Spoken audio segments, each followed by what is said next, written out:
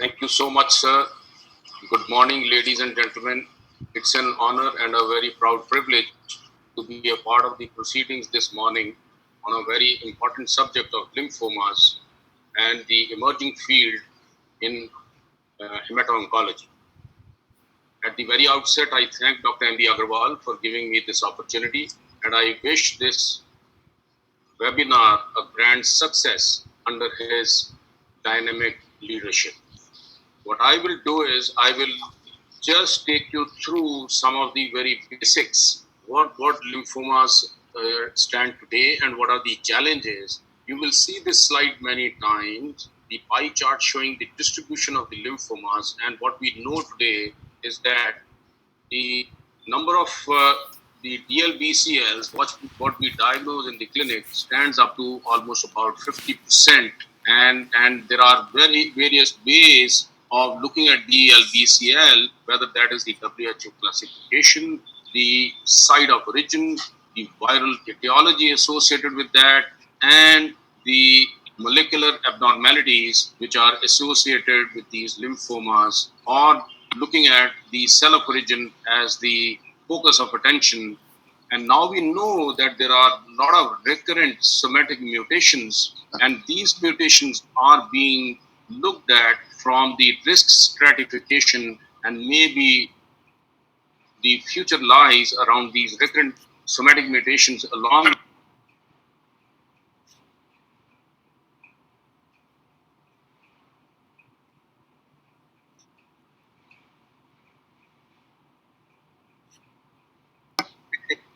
started talking about beyond what we have learned over the last about 40, 50 years. We are now talking more about the volumetry of these lymphomas, and we are talking about the FDG uptake and the coupled with the biology of the disease in stratification of these patients and choosing the treatments up front.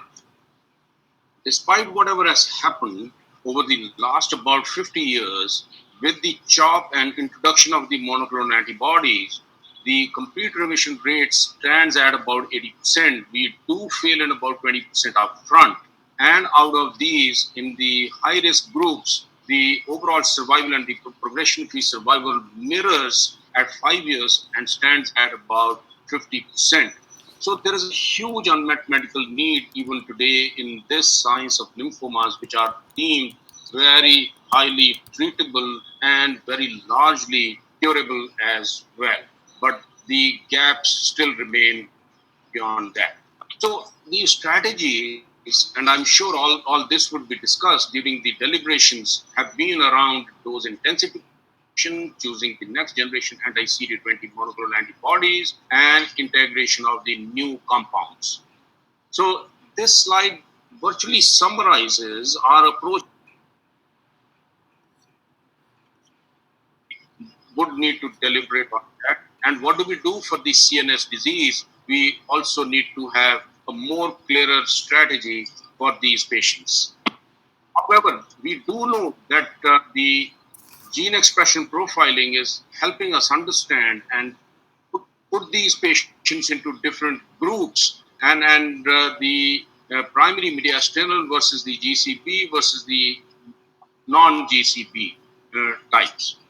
Excuse me, sir. Sure, the conference would deliberate upon a lot of these entry-level issues, and also beyond our job and beyond the salvage and the second-line therapies. And the challenges today are the CAR T cells, which have already started modulating the way we are looking at the role of HBCT, ASCT. In fact, there has been a decline in the number of transplants which are happening in the Western world on account of the application of the CAR T cells and the role of immuno-oncology, the checkpoint inhibitors. We already have a strong role coming up for the lymphomas. Dr. Well, yes. Yes. So the role of the drug antibody conjugates in the small molecules, and of course, is there a segment of patients who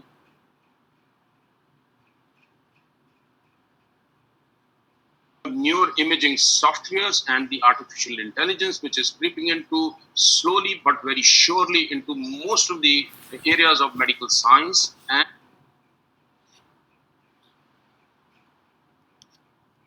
the integration of the molecular markers in selecting frontline therapies. I think I would stop at that and again thank the organizers for giving me this opportunity to be a part of the proceedings and wish this conference a grand success under the dynamic leadership of Dr. M.D. Agarwal and the active participation of the faculty and the other attendees as well. Thanks once again and all the best. Stay safe. Take care. Thank you so much, Dr. Ashok Ved. You have blessed us with your kind words and the review, which was so sweet. Participation of Dr. Ved in this meeting was a blessing and an honor.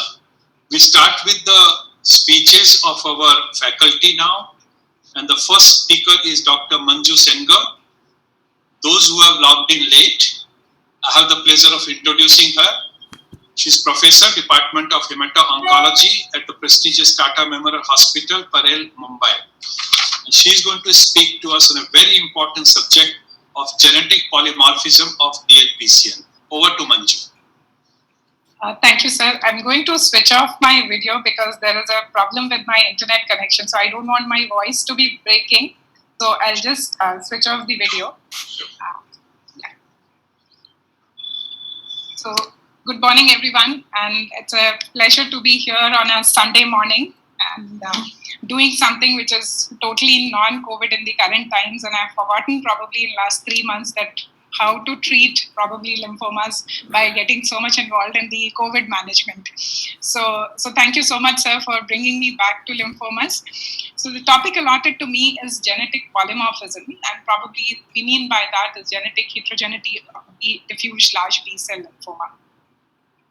So I think people in the audience who treat lymphomas and Dlbcls, they are clearly aware that almost close to 60% of patients you are able to cure, but around 40 to 50% of the patients fail over a period of time, and majority of them fail in the first 2 years. However, having said that, it's not that plateau is achieved over a period of time.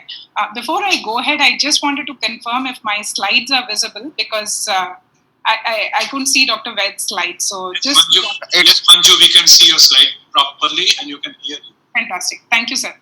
So we all know that around 50 to 60% of Dlbcls get cured with standard of care, that is R-CHOP as of now. However, roughly around 40 to 50% of patients fail over a period of time. And majority of these failures we see in the first 2 years. Unfortunately, there are not many ways to identify these patients who fail early or even those who go on and fail later. And we don't know what is the reason why these individuals fail as of now very clearly. And those who fail, even after transplant, especially if they failed in the first 2 years, even after salvage chemotherapy and transplant, only 1/3 out of all these failures can be put into some durable remission, whereas in others it does not happen. So therefore, clearly there is a need to go beyond what we are doing currently with R-CHOP chemotherapy. And this failure, or what we call as what is reflected in the heterogeneity in terms of outcomes, some getting cured, some getting failed, and some failing very early, it's clearly obvious that it is the clinical outcomes are heterogeneous. Some of this heterogeneity is captured in the 2016 revision of WHO classification of lymphoid neoplasm. As you can see that there are there are several subtypes which are different morphologically, pathologically, and even genetically, which are reflected in this 2016 classification of the Dlbcl. However, a large chunk still falls into the category what they call as not otherwise specified. Though in 2016, this category has been divided into germinal center B cell type and the activated B cell type. This is going on for a significant time, starting from 2000. This division of germinal center and activated B cell like Dlbcl was done on DNA microarray based gene expression profile. And the GCBs, the GCB DLBCL were shown to be doing much better with the chemotherapy, whether we talk about CHOP, whether we talk about R-CHOP, as opposed to the activated B cell type. Since then, several studies have been conducted, and there are several types of transcriptionally defined DLBCLs have been, described since then. And as you can see, that there is another category which what we call as unclassifiable diffuse large B cell lymphoma, other than the germinal center and the activated B cell lymphoma. So since then, the description has gone on, and you can clearly see that the outcomes are different. But we have not been able to clearly pinpoint that amongst these GCB and ABC, which are the ones who are going to do better and who are not going to do better. So it's not that all GCBs do well and not all ABCs do poorly. To understand this better, several further studies were done, and that's where the description of double hit and the double expressor lymphomas came in. Double hit lymphomas told us that there are some GCBs who harbor the translocation of BCL2 and MYC both together, and therefore they do poorly. And same way, the ABCs have double expressor lymphomas too, which can to a certain extent explain the poor prognostic features in the activated B cell lymphoma, DLBCLs. And if you look at, this is the slide which is which is showing the outcomes of double hit and the double expressor lymphomas as opposed to the conventional DLBCL. So clearly, there is a need beyond the understanding of GCB and ABC DLBL, because when people try to target the activated B cell the pathways, which are aberrant in the activated B cell lymphoma and the germinal center B cell lymphomas, the treatment did not work. And the clear examples are failures, what we have seen in last several years, where combination of bortezomib with R-CHOP did not improve outcome. Lenalidomide with R-CHOP did not improve outcomes. And same way, ibrutinib along with R-CHOP failed to improve outcome. Despite the fact that we all knew that in activated B cell lymphomas, the main pathway which is aberrant is NF-kappa beta pathway. And whereas in the GCB, what we see is usually BCL2 anti-apoptotic and chromatin modifiers, which are having aberrations.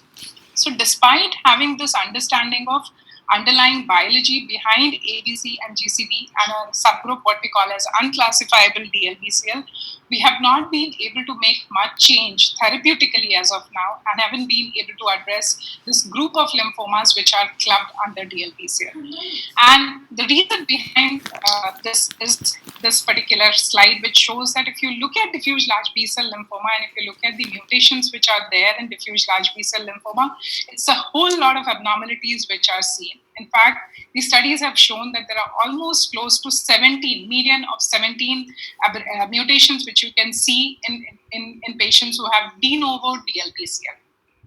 Some of these aberrations are very specific to B cell lymphoma, especially the ones which are involving the B cell development and the BCR pathways. But rest all are, what we normally see even in other cancers. So, aberrations involving the cell apoptosis, the cell cycle, the JAK-STAT, and epigenetic regulators.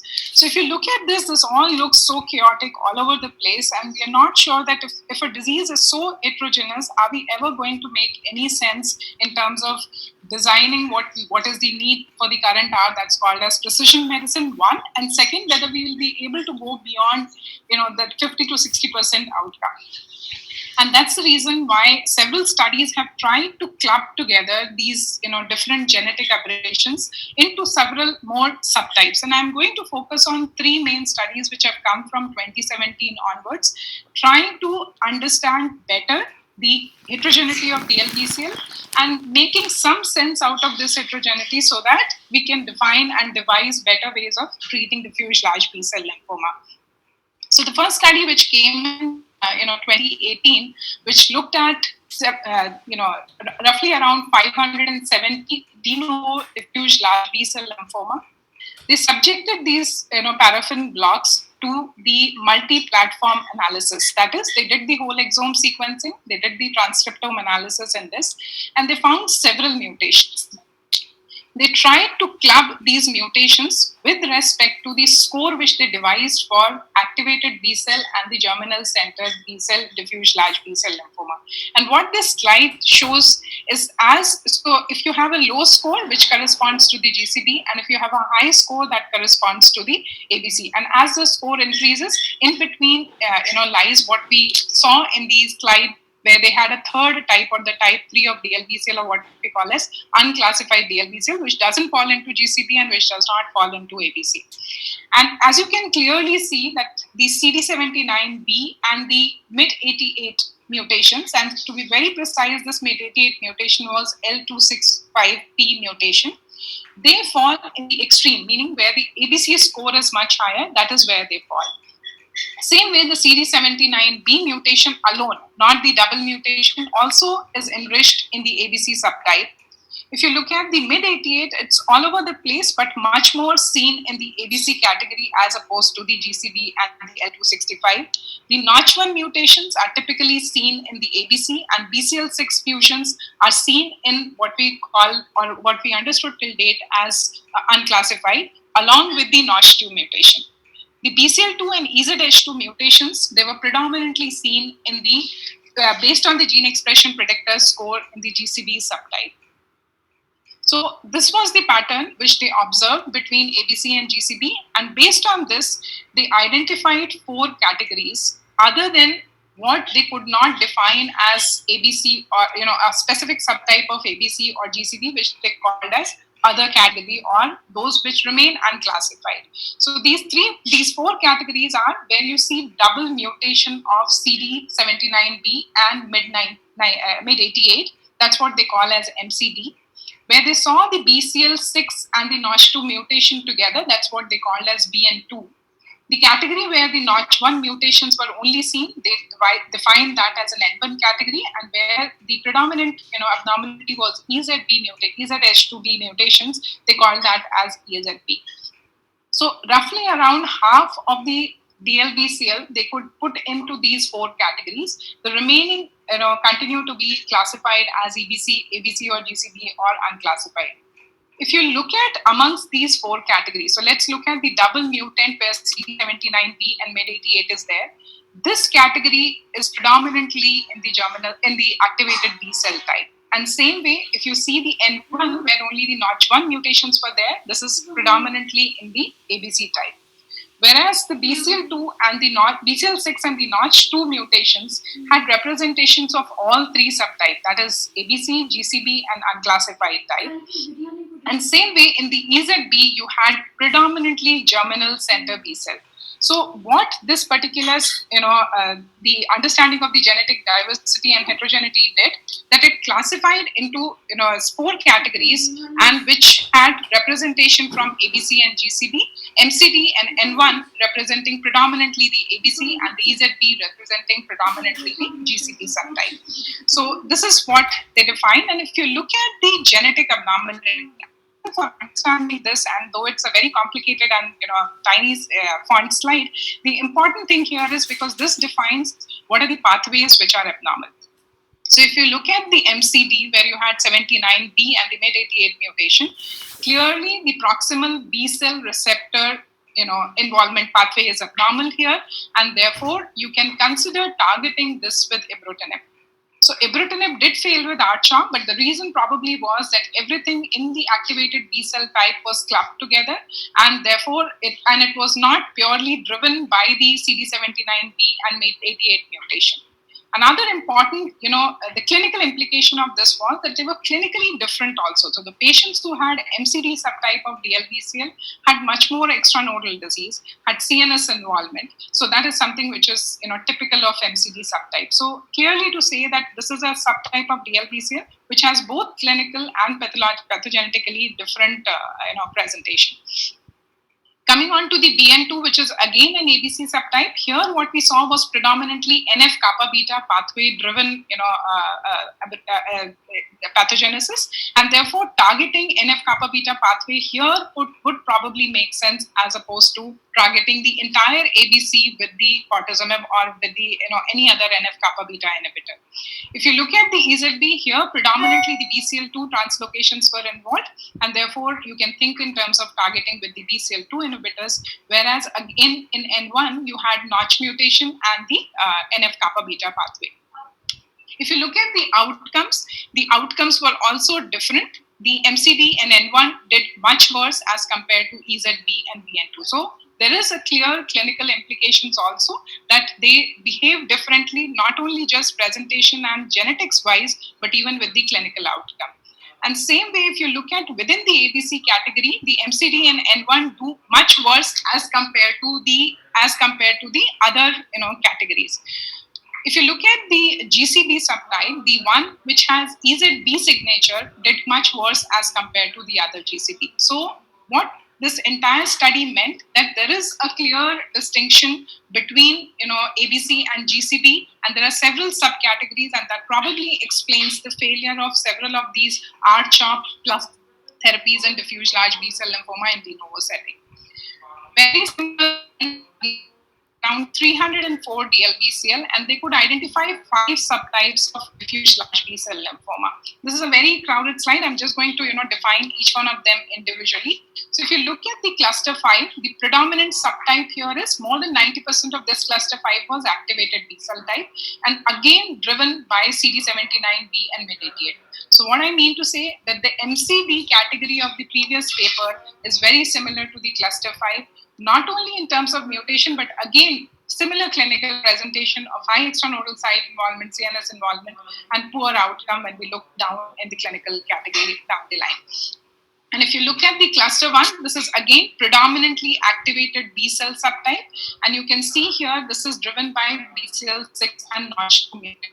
That's something which is very strikingly similar to the BA2 category of the previous study which was there in NEGM. Another important thing which this particular study brought out, that there is a lot of immune escape here with the expression of PD-1 ligands, and therefore again giving us a therapeutic option. Very interesting finding here that you see BCL6 mutation in transformed marginal zone lymphoma, and you see Notch2 mutation in low-grade marginal zone lymphoma. So there is a suggestion that this subgroup of cluster 1, or what we called as BN2 in the previous study, is probably some variant of Dlbcl which is derived from the marginal zone lymphoma, which may or may not be obvious pathologically when you're looking at these slides under the microscope. So, but again, giving us therapeutic options down the line. Coming on to the cluster 3, this was predominantly driven by BCL2 structural variants, and these which could be mutation, which could be translocation, and this is predominantly germinal center B cell type. So probably this is the category of germinal center B cell type which harbors the mixed BCL2 translocated double hit lymphomas also, and this is a separate category under the GCB which may not do as well as other GCBs, and therefore there is a difference in outcome. If you look at the cluster 4 Dlbcl, again, this is a combination of predominantly GCB with very few ABCs, and here the predominant pathways which are abnormal are BRAF and the JAK-STAT pathway. So something which is again giving us therapeutic answers down the line that one can explore. If you look at the cluster 2, and this is you must be seeing that there is a lot of abnormality as compared to what we saw from in cluster 5, 4, 3 or 2, 3 or 1. And the reason behind that is this is predominantly driven with biallelic activation of TP53, and therefore there is a lot of genomic instability, and you see a lot of these aberrations all over the place in this particular category as compared to the other. If you look at whether it's just the biology or underlying genetic mutations or structural variants which are different, or are they making any difference in clinical outcomes? So as you can see that the C0, or the what we call as the cluster which did not have any of the defined abnormality, they called that as cluster 0, and predominantly it harbored T-cell rich B-cell lymphomas in that cluster with 12 cases. And C1 and C4, which is germinal, if you look at the germinal center one, that does better, and C1 is the activated B cell subtype. They do much better as compared to the C2, which is obvious because we know that TP53 is abnormal, and as compared to C3 and C5, which is again C3, what we saw was BCL2 driven, and C5 is something which is mid-ATH driven and CD79P driven. So they're clearly different even clinically in terms of outcome. And if you look at within GCB, so we had two categories, the cluster 3 and the cluster 4, which was GCB Dlbcl, and cluster 3, which harbored BCL2, did much worse than the JAK-STAT1. And same way, the C5, which is mid-ATH and CD79B, did much worse than C1, which is BCL6 and NOTCH2 mutation, and C2, which is T53, is you are seeing a continuous decline in the survival curve, saying that these people continue go on relapsing over a period of time. So this division does have clinical relevance also, and an interesting finding was that when they evaluated this cluster 3, which was basically dominated by the BCL2, and they looked at whether if there was MYC translocation present or if there was double hit translocation present, whether this particular feature made any difference over C3. So as you can see, the graphs are almost overlapping. So whether you had MYC or whether you had double hit aberration, it did not make any difference over and above C3. So C3 basically represents the poor prognostic outcome, which is derived either due to MYC abnormality or because of the double hit abnormality. And whether it is this entire classification and the genetic classes, they make any difference over and above IPI? And answer is yes. If you have high risk disease, that's C3 and C5, and if you have high risk IPI, the risk of the hazard ratios are much higher. That's 3.44 as compared to if you have a low risk disease and a favorable genetic class. So this is something we need to keep in mind, that what we were thinking as ABC and GCB things are going beyond that, and probably we need to think in terms of having better therapeutics based on this understanding of the genetics of diffuse large B-cell lymphoma. Just last two slides, and then we'll take the questions. Otherwise, we can go ahead. So this is the third study, which again tried to look at several genomic abnormalities, drive a genomic risk model. The number of cases was 1,001. And I must say the author is an Indian, and probably that's the reason for 1,001 cases here as opposed to not 1,000 or not 1,002. And you can clearly see that, this particular genomic risk stratification could dissect out within the categories, whether it's GCB or ABC, whether it's MYC, BCL2, or based on IPI, three categories of low risk and high risk within each of these subcategories. So just emphasizing the point that genomic heterogeneity is important over and above what we have understood till now in terms of GCB and ABC. So all this basically concludes that we are not dealing with one lymphomas. What is shown in the WHO 2016 classification, the categories, things are way beyond that, and we need to understand better how to club them so that they have therapeutic meaning. Everyone must be wondering whether these are such high. These platforms are not easily available to everyone. Whether they will ever come to the clinic, and the answer is that they have defined or devised a smaller number of genes out of all these three studies, which can be used, and NGS can be done using those customized gene panels, and therefore this has a potential down the line to come to the clinic, and probably more than before they start coming to the clinic. Even defining our study population when we are doing next R-CHOP plus trial, we need to devise and enrich based on these biomarkers to go ahead and plan better trials before we have trial of 3,000 patients or 4,000 patients, which is going to fail over a period of 5 years. With that, I thank you, and if there are questions, I'll be happy to take. Otherwise, we can take it at the end. Thank you, Manju. Questions will be conducted by Dr. Govind Babu at the end. Now we'll move to my presentation. I'll just share the screen.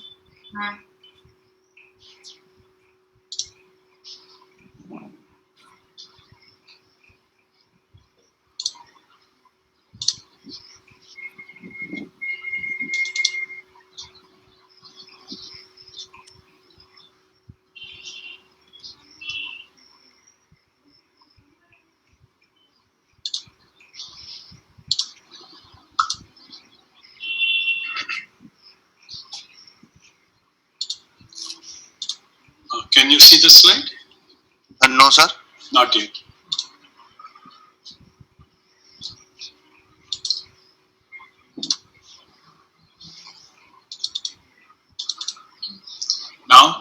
Yes. So I am thankful to Reddy's for supporting our academic activity for the month of June. We have over 400 delegates who have already logged in, as informed by Mice Ideas just now. My topic is smart start to the treatment of diffuse large B-cell lymphoma. So what we are going to talk about is an addition of RLI to R-CHOP. So we have been treating Dlbcl with the help of CHOP for 40 years. And the first major change in the treatment came 20 years ago, converting CHOP into R, increasing the cure rate in general for Dlbcl from 40% to 60%. Since then till today, let's accept that nothing major has happened to improve the cure rates of Dlbcl upfront. If we are treating our patients of Dlbcl with R-CHOP, it is as ancient as these carvings of the stone. Resistance is the main cause of failure of those 40%. And one wonders what to do with those 40%. Options are plenty and they have been researched. Right from the days when CHOP came, various modifications in the chemotherapy, and when rituximab came, various modifications in the targeted therapy and monoclonals, and nothing great happened. However, one is very sure that chemotherapy is not the answer and targeted is the way to go. Several options have been used as chemo-free treatment for relapse refractory Dlbcl, and some of them are listed in the second part of this slide. Ibrutinib with nivolumab, lenalidomide with obinutuzumab, EZH2 inhibitors, blinatumomab, pembrolizumab, venetoclax with obinutuzumab, and of course, success story of polatuzumab, which we are going to hear today, and the success story of CAR-T, which we are not going to hear today. Besides this, there are a large number of other attempts which can be put in the miscellaneous categories, but they didn't make a dent. As far as lenalidomide is concerned, there was some kind of impact, and it was at two places. One, those Dlbcl which were MUM positive. And the second impact was as a maintenance therapy in the REMARK study, where it improved the progression-free survival, of course, no impact on the overall survival. The second molecule which made some kind of impact is ibrutinib. But once again in a select group, and that is MYD88 positive Dlbcl. Today, there is buzz around the town, and that is regarding smart start. What exactly is smart, and what is this start? When you begin or start the treatment of Dlbcl with a smart combination, then that is smart start. And this smart combination is three targeted agents. Lenalidomide in the center, ibrutinib on the right side, and our old friend rituximab. So RLI. We just said that Len made a little impact, and for that you had certain specification. Ibru made some impact, but that was certain specification. Rituximab, we knew for last 20 years that it had made an impact, but nothing beyond anything happened. But when individuals fail, combinations can work. I'd like to show you one case, which in fact is the only case that we have to show you. And this is our patient. This patient was very clear that she didn't want chemotherapy. And if we try to give her chemotherapy, she will not be compliant with it. So let me give you the story. 72-year-old lady from Pune First saw us in September 2019. It's almost about 10 months ago. She was a newly diagnosed Dlbcl, non-GCB type by Hans equation, stage 3, IPL3, ECOG1, Ki67 of 82, and double expressor MYC-BCL2 by immunohistochemistry. FISH was not done. She had no comorbidities. She had no extranodal disease, and she had no objective evidence of CNS disease. As mentioned, she desired non-chemotherapy option. We put her on RLI, rituximab, len, ibrutinib. Something was pretty hot in our mind, as August we had the best of Lugano, and the discoverer of this regime gave us a talk. This protocol is rituximab 375 milligram per meter square day 1, len full dose 25 milligram daily for 10 days, and ibru full dose, whatever dose you call it, full or half, 560 milligram, that is 4 capsules, 21 days, all starting together. After 2 cycles, a miracle happened. Her PET CT scan showed complete remission. She refused to add any chemotherapy to this protocol even at that stage, but we convinced her at least to take the miniature doses, and reluctantly she agreed. She took 6 cycles of RLI combined with our miniature, which is reasonable looking at her age. The last PET scan done just few days ago shows complete metabolic response persisting. So far so good.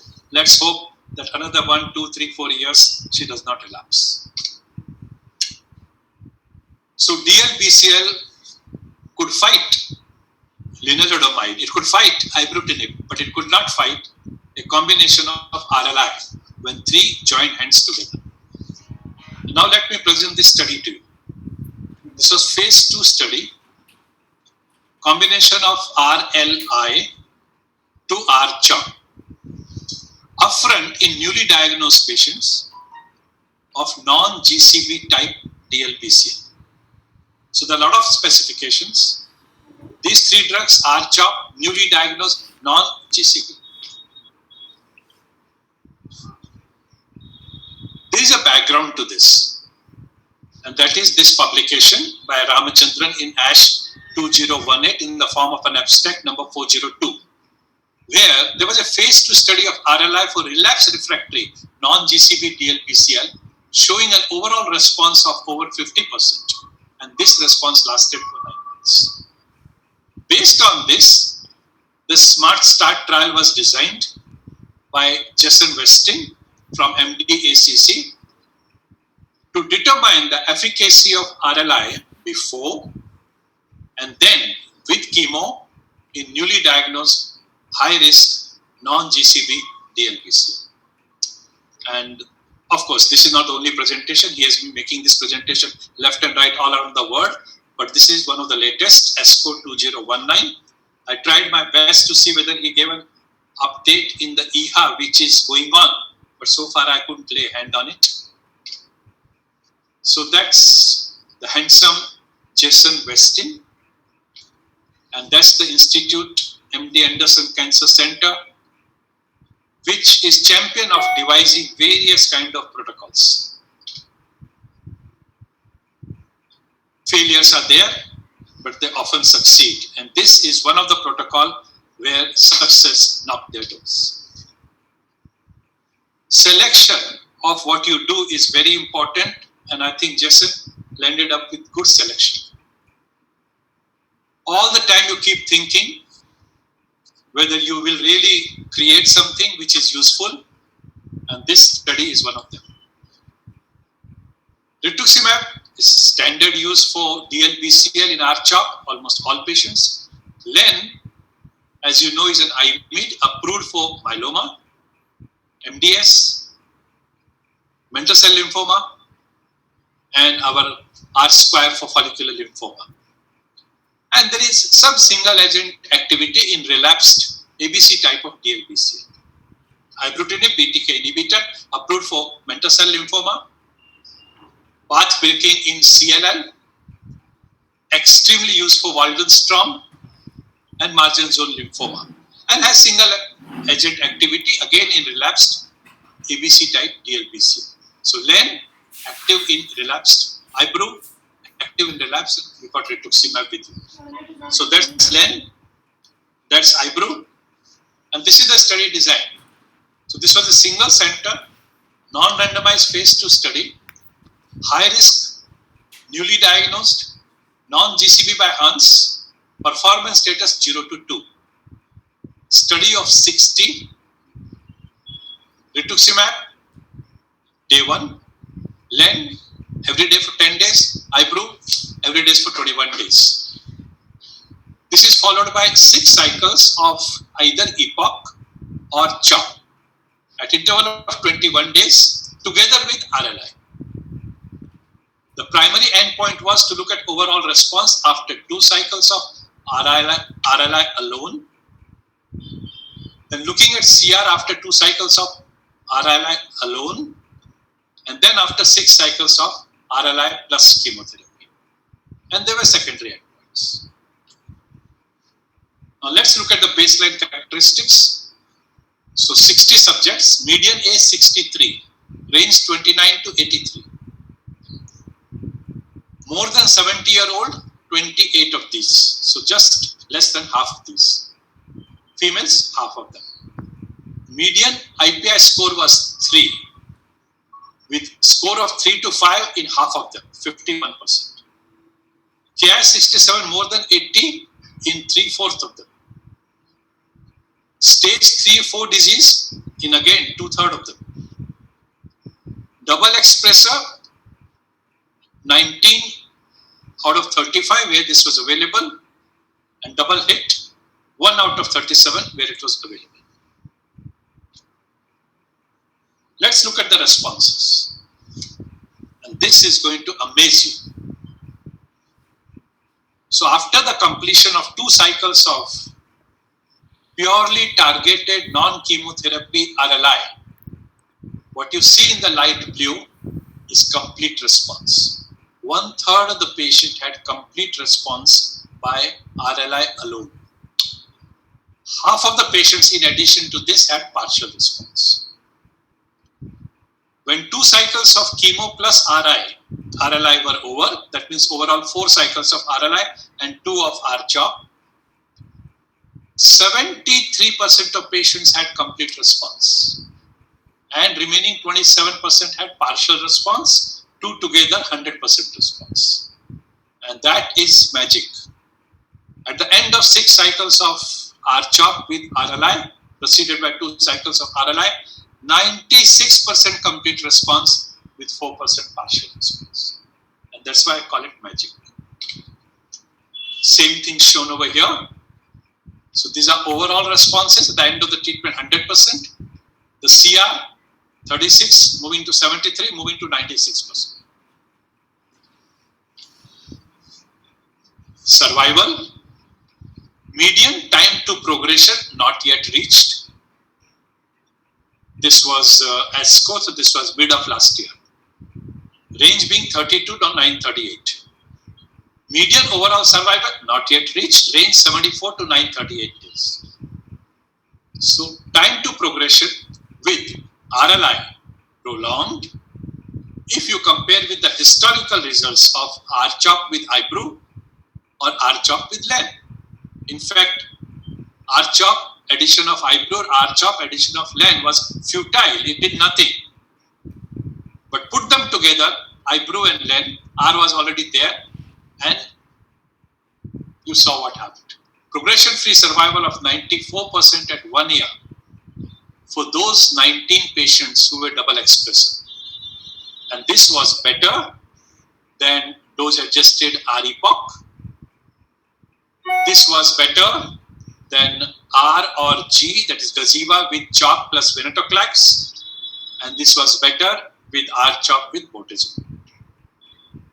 So you got results which are superior to everything else that was tried so far, including when Len or IPRO were tried individually in combination of R-CHOP. And that's the beauty of combining the drugs when individual fail. We saw this in myeloma, people who were Len exposed, who were Bolte exposed, but when they were given drugs together, magic happens. Were there any adverse events?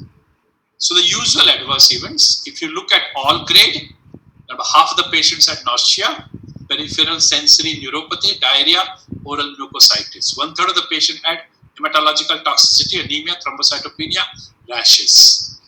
If you look at grade 3, 4, then about 1/5 to 1/3 of the patient had hematological toxicity, including febrile neutropenia, and a few had grade 3, grade 4 rashes. Other adverse events affecting less than 25% of the patients included dyspnea, non-neutropenic fever, vomiting, and because there is ibrutinib, about 5% of patients had atrial fibrillation, syncope. Grade 5 event, there were 2, one febrile neutropenia and one case of CNS aspergillosis. Conclusion of this study, patients with non-GCB Dlbcl, use of RLI followed by RLI plus chemotherapy produced high response rates, prolonged survival time when compared with historical other protocols. RLI before chemotherapy 86%, RLI with chemo 96%, 1 year progression-free survival, overall survival 96%. What is the suggestions by the investigators? And this is another fascinating suggestion. Are we knocking the door of non-chemotherapy treatment for the first time for Dlbcl? And our lady from Pune is sort of an example of this, where mini CHOP was the only chemo that was used. Are we knocking the door of treatment with these novel agents in combination with some or other chemotherapy to have a break beyond this so-called 60% cure of Dlbcl? So follow-up is important message, and the message is that we really have a new kid on the block, a new dawn in the treatment of Dlbcl. So what I saw today was unlike what we usually tell our oncology student, hit hard and hit early. This was hit softly and then hit hard later on. Is this the best option for Dlbcl? I don't know. The time would tell us. So what we saw was the smart starting of RLI for 2 cycles, followed by RLI linked with CHOP. Is this a game changer? Maybe. That's all what I have this morning for you folks. Well, thank you so much for listening to me. We will now move to the third presentation this morning, and that's by Dr. Nitin Sood. I have the pleasure of introducing Dr. Nitin Sood again. For those who have logged in again, and now I understand that almost 500 of you have logged in. Dr. Nitin Sood is Director, Clinical Hematology and Stem Cell Transplant at Medanta Medicity, Gurgaon. He's Honorary Consultant at Medanta Institute of Education Research, Medanta, Gurgaon. And his topic is a type of Dlbcl, the mediastinal large B-cell lymphoma, an approach with DAR epoch. Over to Nitin.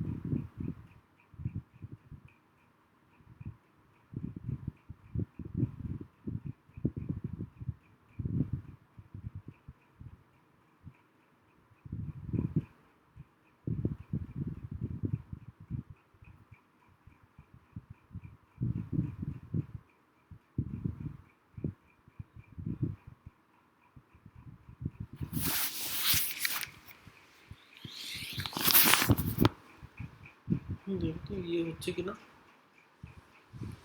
Internet চালু করছে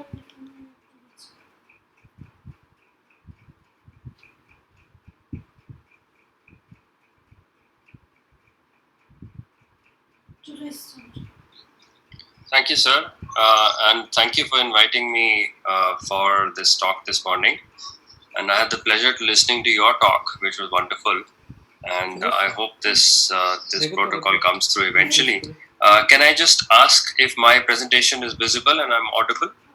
Yes, you're audible, you're visible. Beautiful opening slide. Right. Well, thank you very much. And so my topic was for today was this specific subset of aggressive lymphomas called mediastinal large B-cell lymphoma. And what I wanted to do today with this one was to make sure that I tease out the difference between PMBCL and the rest of the aggressive lymphomas and show you that primary mediastinal lymphoma is a distinct subset of aggressive lymphomas, and it should not be treated the same as other aggressive lymphomas because the outcomes are different, the clinical presentation is different, and of course the treatment has to be different. Like the other protocols discussed today, we will understand that there is some early evidence to say and some firm evidence to say that the treatment for this type of lymphoma should be slightly different and more aggressive to other lymphomas, which is the standard R-CHOP.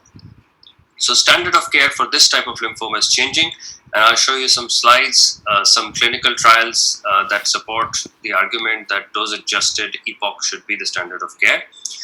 And there is some real life and real world evidence as well to support this. And of course, it is still controversial because there is no head-to-head trial, and we hope that that will come soon. So the primary mediastinal lymphomas are various types, but the one that I'm going to talk about is primary mediastinal B-cell lymphoma, which is about 6 to 9% of all diffuse large B-cell lymphomas from the Western literature. We don't have too much Indian evidence, but it is one of the lymphomas which has female preponderance, and it presents much younger. So we see that this kind of lymphomas present in the 3rd to 4th decade of life as compared to other aggressive lymphomas where the median age is much older than this.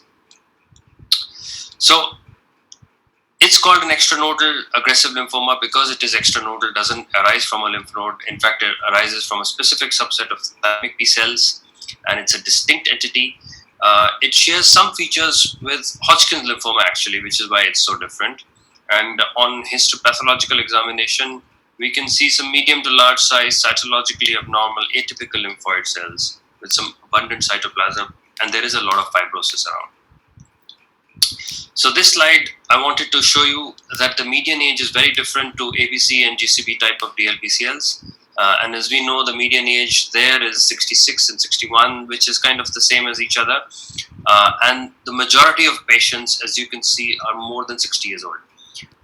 But on your right side, you can see PMBCL presents the median age is only 33, and the majority of patients are less than 35. So the vast majority being younger, and the diagnosis being a 3rd or 4th decade of life. As I said, it arises from thymic B cells, and when we deal with mediastinal aggressive lymphomas, we need to make a proper diagnosis, and we need to make sure that we are dealing with primary mediastinal B-cell lymphoma as opposed to classical Hodgkin's or gray zone lymphomas, or it's a secondary subset of diffuse large B-cell which is limited to the chest. So the way we do that is morphology, of course, and as you know, we've got many more tests to do apart from morphology. So the PMBCLs have CD20 and other B-cell markers which are positive, but in contrast to other lymphomas, it has a weak positivity or may be positive for CD30. And the other, the JAK-STAT pathway and the PD-L1 pathway is upregulated. And as we can see, that there are fair similarities to Hodgkin's lymphoma as compared to similarities to diffuse large B-cell lymphomas. And the same thing reflects when we look at gene expression profiling results. So I'll just explain this one a little bit. PMBCL is on the left of your screen, and the lymphomas or the aggressive DLBCL is on the right of the screen. The red dots represent and the rows represent the individual genes. So the genes which are overexpressed in PMBCL are to the left, the red ones, and they match very closely. And I've got another slide to show you. So if the top genes are overexpressed, the probability of PMBCL is very high. And if the bottom ones are overexpressed, the DLBCL probability is high. So there is a distinct difference. It is a biologically different disease to DLBCL. And it's so different that PMBCL mirrors Hodgkin's lymphoma. So on your left side of your screen, PMBCL and Hodgkin's look almost the same molecularly, and DLBCLs look very different molecularly to both of these.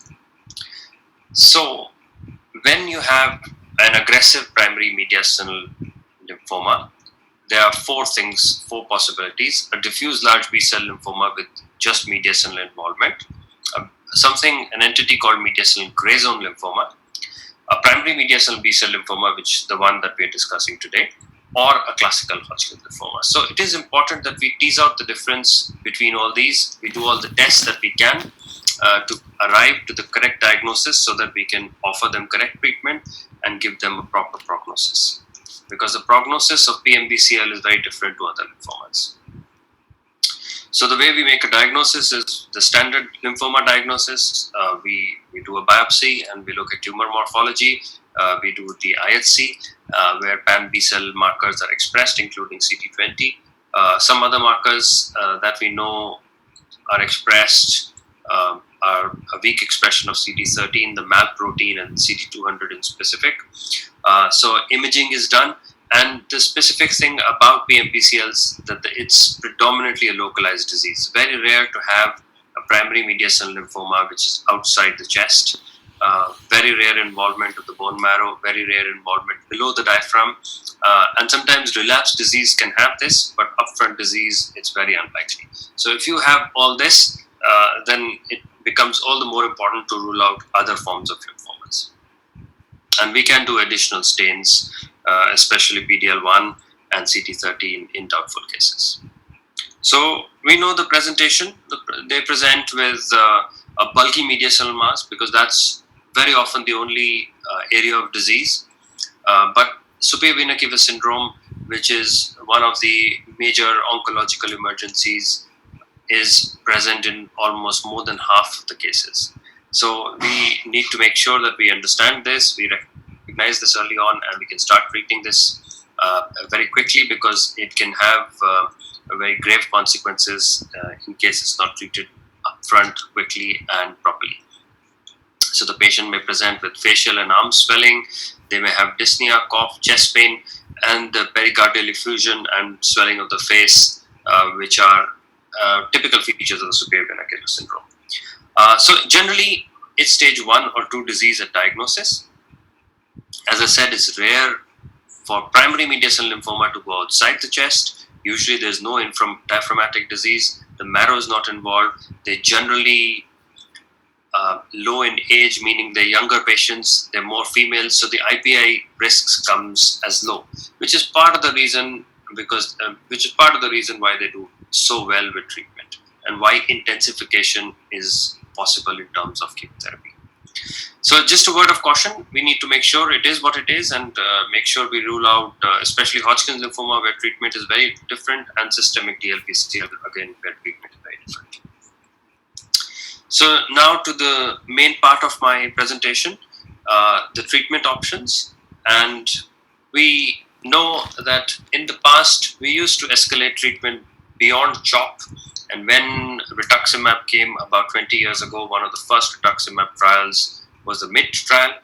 And there was a subset, although MINT trial included all DLBCLs, but there was a subset analysis done on 50 primary mediastinal lymphomas. And this shows that the ones that received our chemo versus just chemo, you can see the overall survival and the progression-free survival being very different. So we understand from the very beginning that PMBCLs respond to rituximab and rituximab should be a part of the chemotherapy.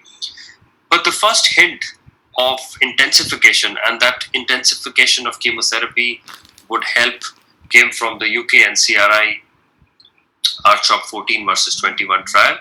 I'm sure all of us have seen this trial in the past, and we remember that RCHOP 14 versus RCHOP 21 was no different. And this is the trial that kind of brought in the concept of RCHOP given every 2 weeks.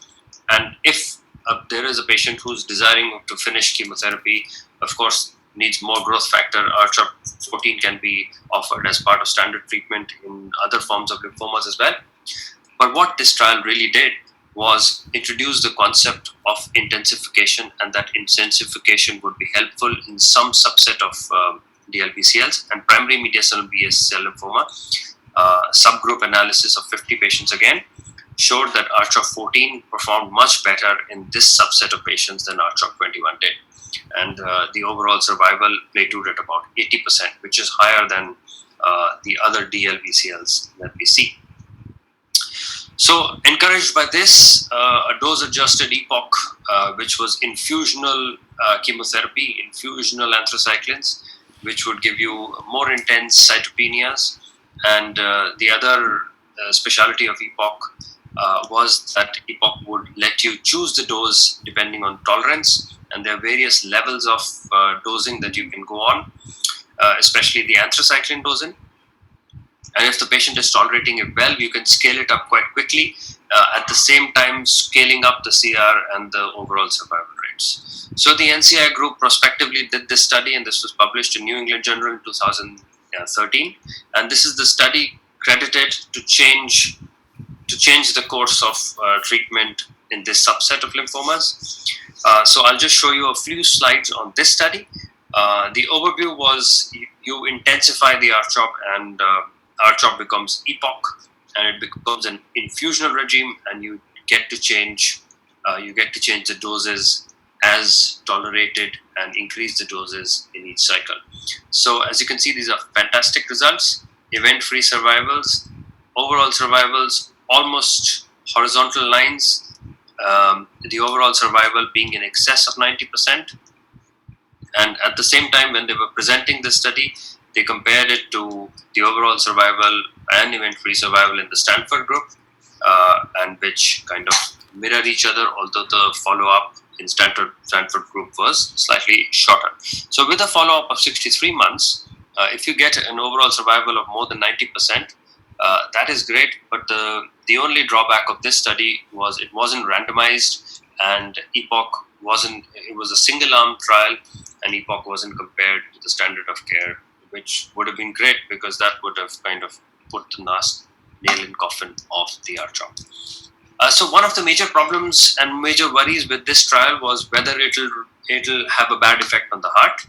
Hello. And whether the ejection fraction would go down. So they looked at ejection fraction in succession to time. Hello. And if you look at both the figures and look at the ejection fraction not dropping at all, and that worry didn't really materialize in this trial. So baseline characteristics, as you can see, a lot of females, a lot of younger patients, and we were genuinely treating the patients, very little extranodal disease. They were all CD20 positive, and very few stage 4 diseases. So we were genuinely treating the genuine PMBCL patients. So what the conclusion that authors came up with as therapy with dose-adjusted EPOC, obviated the need for radiotherapy, because remember RCHOP, and I'll show you a few slides in the future, in the subsequent ones as well, that RCHOP, when combined with radiotherapy, is almost as good as EPOC is. But what this does is that it obviates the needs of radiotherapy. And remember, these are young patients, these are females, and we don't want to give them radiotherapy to the chest. So if that is one of the goals of this treatment, that is one of, according to me, that is one of the major achievements. So these results were then mirrored by this multicentric retrospective study, and this was done between 2005 2015 and was published in the British Journal of Hematology. And it kind of showed that if you look at multicentric data from, and it was 156 patients. All of them received dose-adjusted EPOC, and 34%, almost one third of them, reached a level 4 dose, which is possibly the highest dose that you can reach, without any major problems, without any mortality. And it shows that progression-free survival 87% and overall survival of almost 97%. So this consolidated the standing of EPOC and infusional chemotherapy in this subset of lymphomas. So MD Anderson then did a retrospective study in the PMBCL, their own PMBCL series, and majority had R-CHOP with radiation. 20% had radiation in the EPOC arm, and they found that there was no statistical difference. So this is real life evidence, and this shows that R-CHOP and EPOC are kind of the same. So here's where controversy comes in, and this is where it shows that trial patients may be slightly different to the real life patients. And subsequently, there were some North American centers which got together and did this retrospective multicentric study. They got 132 patients, mainly North American 12 centers, and they said although CR rate was higher with the infusional chemotherapy, the toxicity was also high, and the overall survival was no different. So this is again where the standing of infusional chemotherapy slightly goes down. The real world experience, this was published in Cancer Medicine just last year, and R-CHOP with or without consolidative radiotherapy versus dose-adjusted EPOC in first-line treatment of primary medial cell lymphomas. And although it shows that R-CHOP is almost equal to dose-adjusted EPOC, the R-CHOP given on its own without radiotherapy is inferior.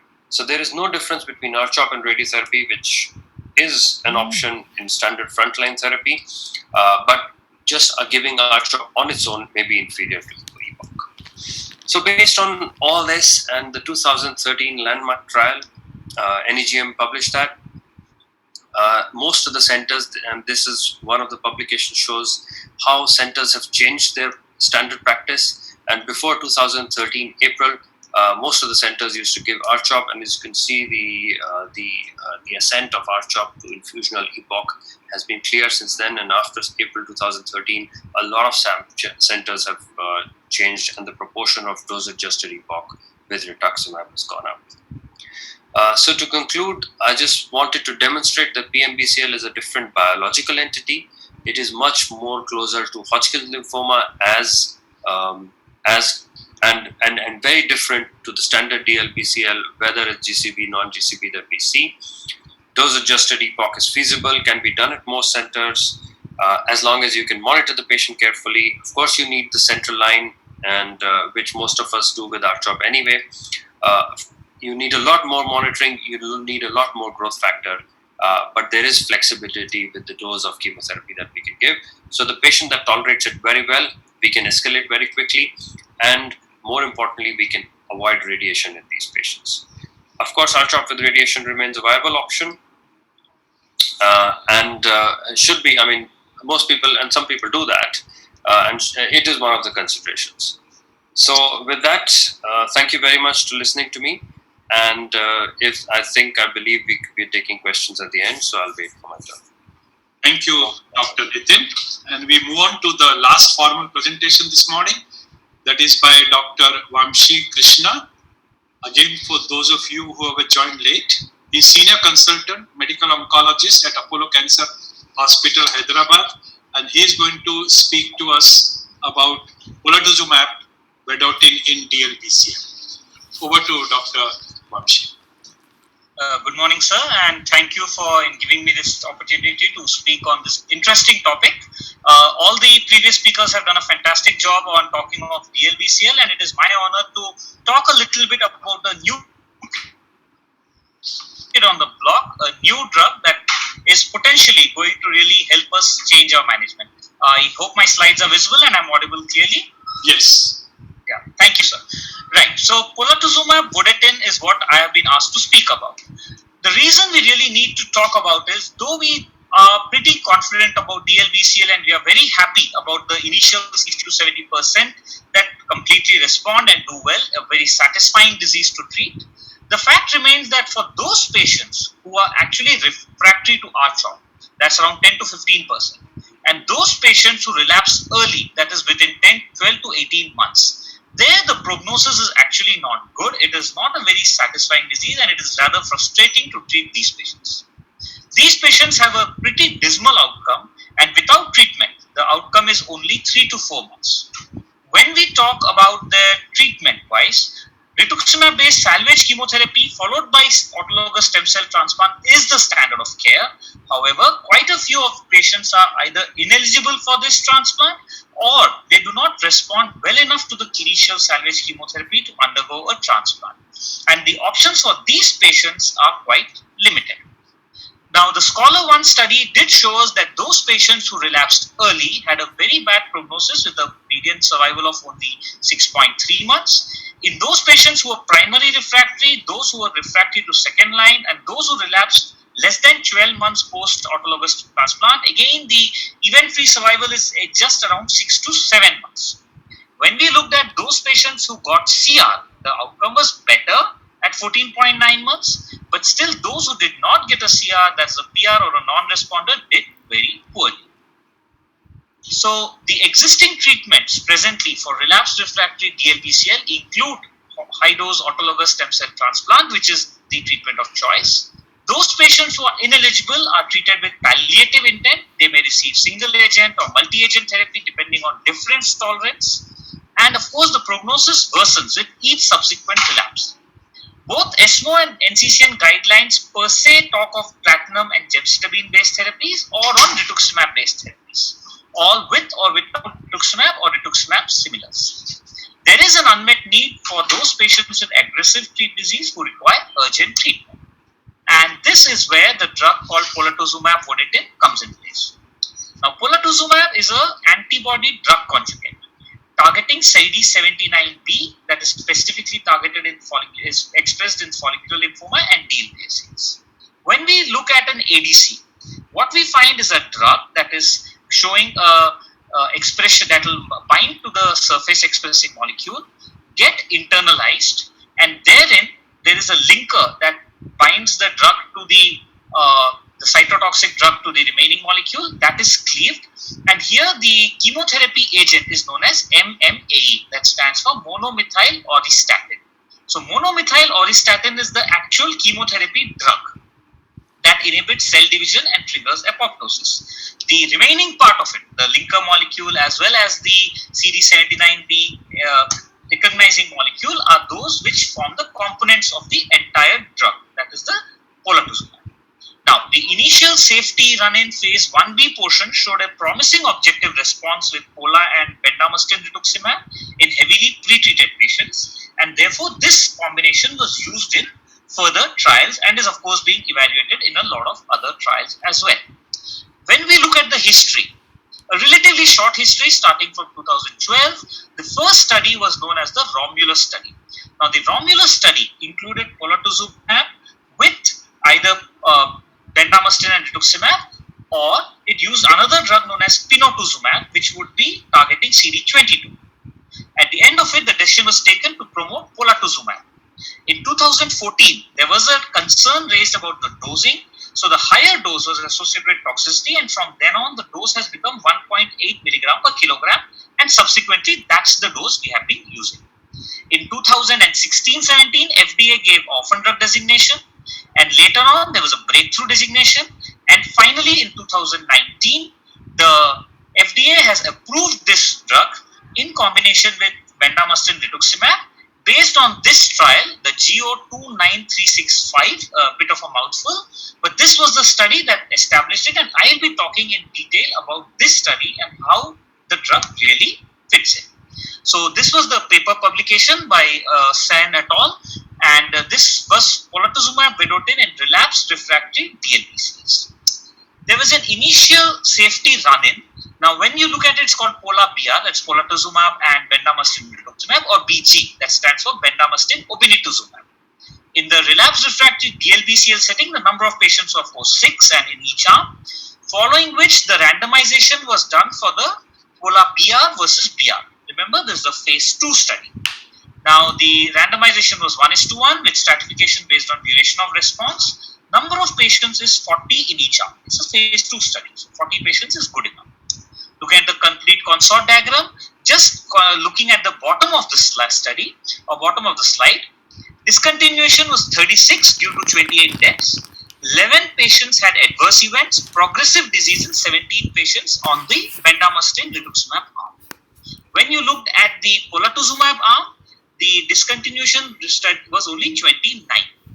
Again, adverse events were 9 compared to 11 there, and progressive disease was 14 compared to 7. Looking at selected baseline characteristics, I'm not going through the entire list, but selected baseline characteristics. Number one, look at the age. The median age is 71 and 67.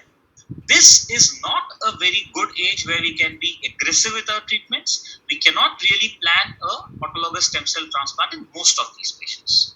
Looking at the performance status, slightly worse in the BR arm, 20% versus 15%. Stage 3-4 arm, 90 versus 85%.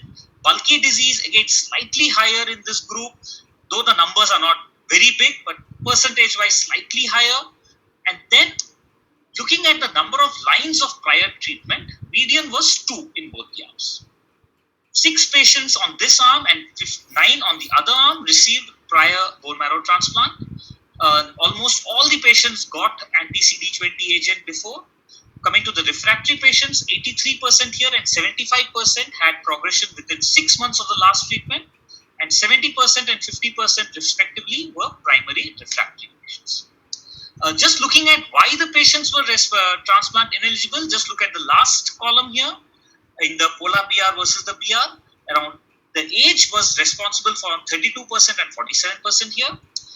Insufficient response to salvage therapy in around 1/3 of the patients, and failed prior transplant in around 1/4 of the patients. Looking at the responses. Now, responses were both investigator associated as well as a separate IRC. The objective response rate was almost double in the polatuzumab arm of 70% versus 32%. Interestingly, the complete response is close to 3 times as much, 57% versus 20%. When you look at the IRC, these numbers are pretty much established. You have 22.5 in the chemo arm, whereas polatuzumab chemo had 50% complete response. So definitely a significant improvement in the overall response rate, significant improvement in the complete response and the partial response. Looking at progressive disease, much more in the chemotherapy arm as compared to the polatuzumab arm. When we looked at the end of treatment responses, again, this was slightly less as compared to the initial response. That was the best response, but still significantly better complete response in the polatuzumab arm and significantly fewer progressive diseases, both in the IRC as well as the investigator comparison. Looking at PFS, very nice clear separation of the curves. You have a hazard ratio of 0.36 with confidence levels 0.21 to 0.63 in the polatuzumab BR arm. When we look at the other one, this is also showing a clear response and clear benefit to the polatuzumab and BR arms. Coming to the overall survival, this study, remember, was a phase 2 study looking at the responses and the PFS, not really powered to detect the OS difference, but here also there's a 58% benefit, a hazard ratio of 0.42 with significant separation of both the curves in favor of the polatuzumab arm. When you look at the actual numbers, duration of response, 12.6 months for the pola arm versus 7.7. When you look at the median overall survival, it's 12.4 months versus 4.7 months. So significant improvement in the polatuzumab arm as compared to chemotherapy alone. We do add another medicine. There is always an expectation of increased toxicity, which was kind of seen in the polatuzumab arm as well. Looking at the significant differences, neutropenia was almost 40% as compared to 26%. Febrile neutropenia 12 versus 5%. Thrombocytopenia almost the same. Peripheral neuropathy is a concern with polatuzumab, but the grade 3-4 peripheral neuropathy was not significant. It was mostly grade 1 and grade 2, and more importantly, mostly reversible. So overall, the side effect profile was not of too much concern. This is something that we are used to handling. So the conclusions from the study: in those patients with otherwise dismal outcomes in transplantation ineligible refractory relapsed DLBCL, treatment with Pola BR improved the CR rate, the PFS, and the OS. This is the first randomized trial which actually demonstrated an OS benefit in this group of patients. The good thing is it worked in all subgroups, including refractory patients and those who received multiple lines of therapy. Benefit seen regardless of age, performance status, IPI score, and the presence of bulky disease. And it's an effectively novel agent. More interestingly, just not looking at the survival, this will help us to act as a bridge, because as you all know, now CAR T therapy is coming rapidly into the picture. For those patients who are either ineligible for CAR T upfront, this could represent a good mechanism of taking the patients up to a CAR T cell therapy. So that's where this drug is really making things interesting and really leading to a lot of excitement. Based on all this study, the FDA approved polatuzumab vedotin for DLBCL in 2019 June, and EHA and CHMP further approved in this year, January and February. Now there are several ongoing studies. This couple of studies I have picked up from the Roche, which is the owner of polatuzumab. And when you look at all these studies, I'm not going to detail with all of them, but by and large, you can see that they are now trying to combine with lenalidomide with other drugs. Something similar to what Sir had shown in his previous presentation of the DLI. So you have polatuzumab with lenalidomide, again going with an escalation phase and then an expansion cohort. The other one was with venetoclax, again phase 1B expansion followed by a expansion cohort. R-GEMOX is something which will be investigated in an earlier setting. This is known as the Polar Go study, looking at R-GEMOX versus R-GEMOX with polatuzumab. Now here there is a phase 3 randomized trial. The primary endpoint is overall survival. So this is really going to establish the role. For me, the next studies again are ICE, which is something similar in a relapsed refractory patient. The most interesting study for me is the POLARIX study. Now, this was a phase 1B study where they used first line CHP. Vincristine was not given because the MMAE is actually having a similar mechanism of action, and MMAE has almost the same side effect of peripheral neuropathy. So, you don't want to combine the two together. So, phase 1B study looked at polatuzumab with R-CHP, and there they showed that there was a good response rate compared to the previous study, compared to a historical study, the Goya study, where they found that the ORR was close to 89%. So using polatuzumab, either rituximab or obinutuzumab with CHP versus the traditional study of reducing the Goya study, where it was 78%. Here it is coming close to 89%. So they used this combination, that is the polatuzumab, rituximab, CHP in this study known as the POLARIX. And we should be getting the results in a couple of years, and this will really show us where polatuzumab can be fitted in the first line. Now remember, in all these studies, I have spoken about the combination. Can we use polatuzumab as a single agent?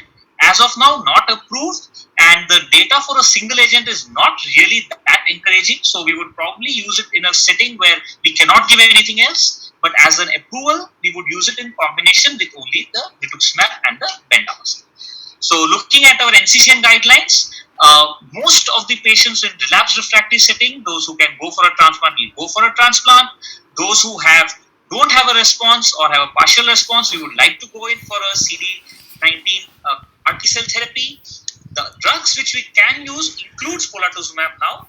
It has not been given a category 1 or a category 2B, it's a category 2A, but it is sitting in place with a lot of other drugs. The less toxicity and better tolerance is what really makes this combination a bit more attractive. So if I can summarize, polatuzumab vedotin is a novel ADC that has shown significant benefit in the relapsed refractory DLBCL setting after 2 or more lines of therapy, including ASCT.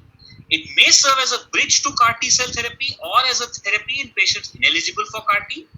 It is presently being investigated in the first line setting, and I think this is definitely a useful addition in our armamentarium, and we'll hear plenty more about it. So thank you, and I think we'll take questions later on. Thank you, Dr. Vamshi. That was wonderful. You have exposed us to a very important molecule. And now we hand over the stage to Dr. Govind Babu. I would like to introduce him again for those who joined late. Dr. Govind Babu is consultant medical oncologist at HCG Hospital, Bangalore. Is president of Indian Society of Medical and Pediatric Oncology and is president of SARC Federation of Oncology.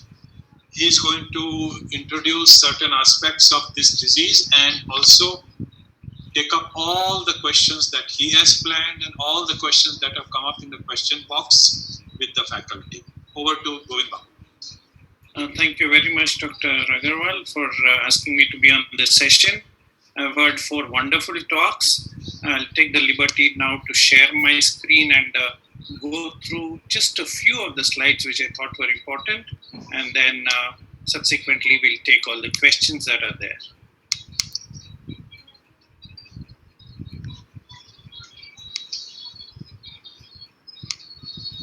Can you see my screen now?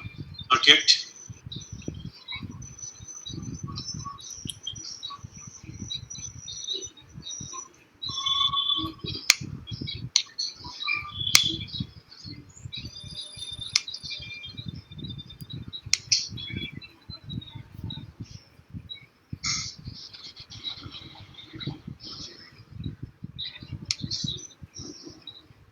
Can you see the screen now?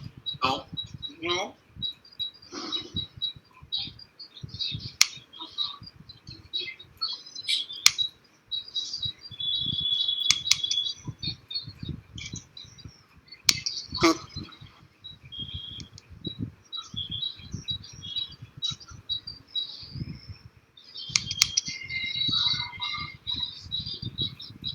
Now? Yes. Okay. Thank you very much. So those were 4 wonderful talks. I'm sure they didn't have time to cover some of the aspects. I just thought I will share a few of the things that maybe were not covered. So these are the 4 speakers you heard today, and wonderful talks. I really learned a lot from each one of them. So the first talk was about genetic polymorphisms in Dlbcl, and Manju gave a fantastic talk with beautiful slides and pictures. So actually what genetic polymorphisms mean typically is that they're variants in an individual genome that are constant throughout the person's lifetime. These actually contribute to the variability in the drug pharmacokinetic and pharmacodynamic processes. Manju, to a large extent, confined herself to the tumor tissue itself. So I'll just share a few of the things that what actually genetic polymorphisms mean. So do we have polymorphisms that could make a person susceptible to Dlbcl? And this is one study that I got looking at a particular gene polymorphism, LAPTMB4B.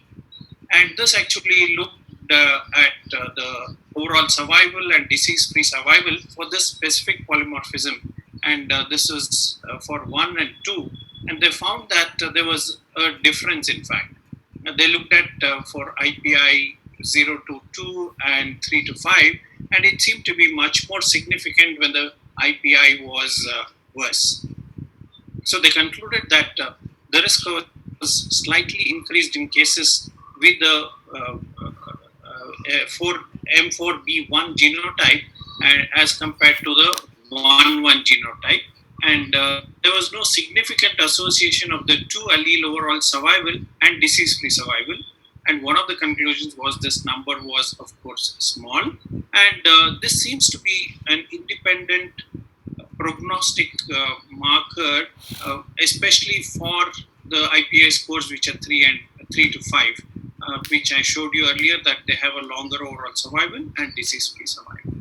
The other genetic polymorphism I got data was for the glutathione S transferase, and this was detected in this cohort of 136 patients in about 47.8%. They were heterozygous in 42% and homozygous in 10.2%.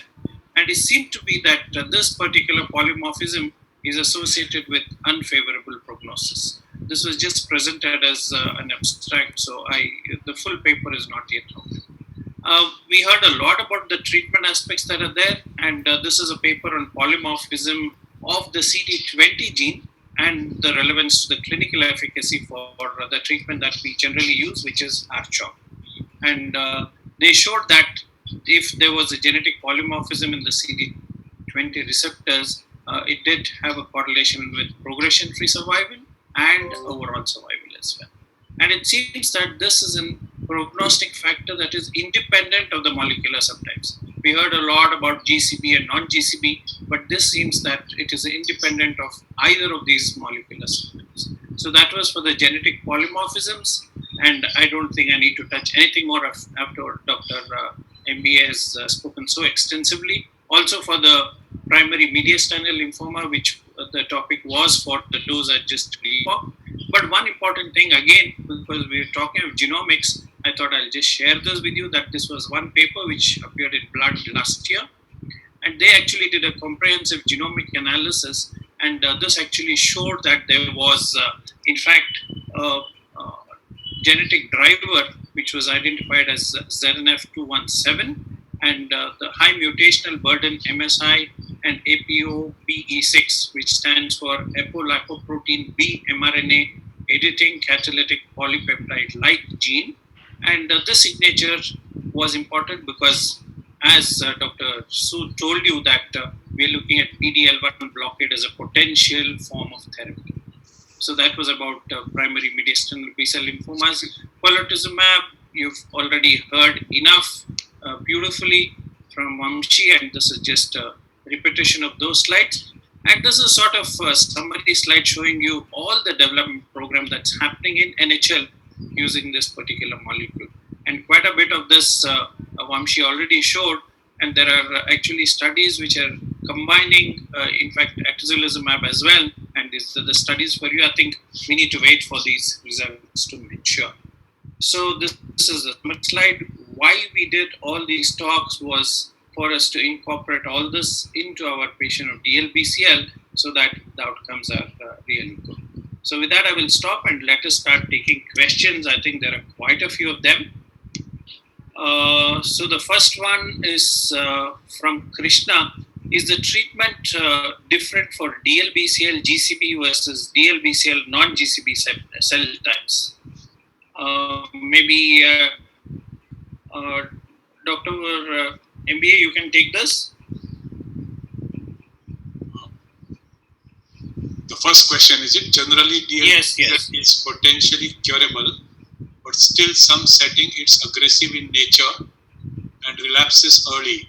Why still immunotherapy is not working in DLBCL despite nivolumab is better drug in Hodgkin lymphoma? Is that the question you're putting to me? No. This is treatment different for DLBCL GCB versus DLBCL non-GCB subtypes. This question has come at 10:50 this morning. No, in fact, night. Krishna, is treatment different for DLBCL GCB versus non-GCB type? Yeah. So I don't think at the moment we can make this kind of differentiation. People have tried their best, but I don't think we have been successful. So I will say no. Okay. This question is for Manju. Is there any genetic or molecular profiling for or genetic studies to find out prognosis in DLBCL at starting of newly diagnosed patients? So as of now, what is recommended is, you can do FISH for c-MYC. That's the only thing which is being done. However, meaning if the center has, facility for doing NanoSpring and LymphC2X, you can do it only for academic purposes, because as Dr. Agrawal said, the treatment does not differ at this moment whether you find out it's a GCB or a non-GCB DLBL. But if you want to keep the data, you want to have better prognostication, that's the only thing you can look at through GP. Regarding the double hit, there is a difference in the treatment, and even for the MYC positive DLBCL, there is a difference in the treatment as opposed to just giving R-CHOP. So probably that's the only thing which will help. So again, Manju, this is from Dr. Smita. She's asking if for double hit, is it better to use DEPOC as compared to other regimes? Maybe you can take this as well. So the data on double hit lymphoma is largely retrospective. All these studies which have looked at double hit lymphoma have compared aggressive regimens versus R-CHOP.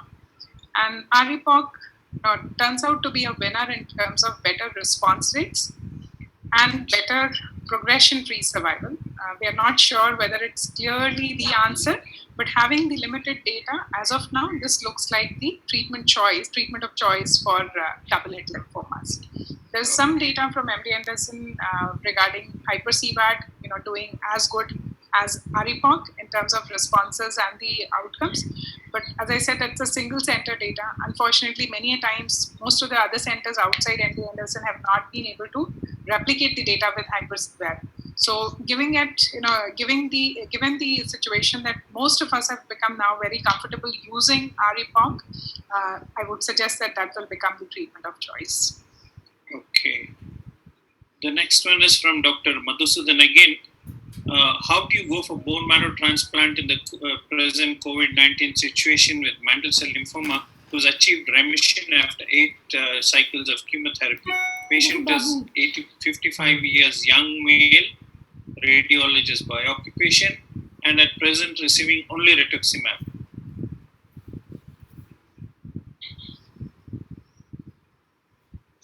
So I think Manju, since you've been seeing the COVID-19 patients as well in TMH, maybe you can take this. So we are in a special situation because a lot of our beds have been converted to COVID beds, and currently almost 100 patients are inside. So our resources are limited for the non-COVID patient. So as of now, we have kept transplant on hold. Only the non-transplant therapies are going on.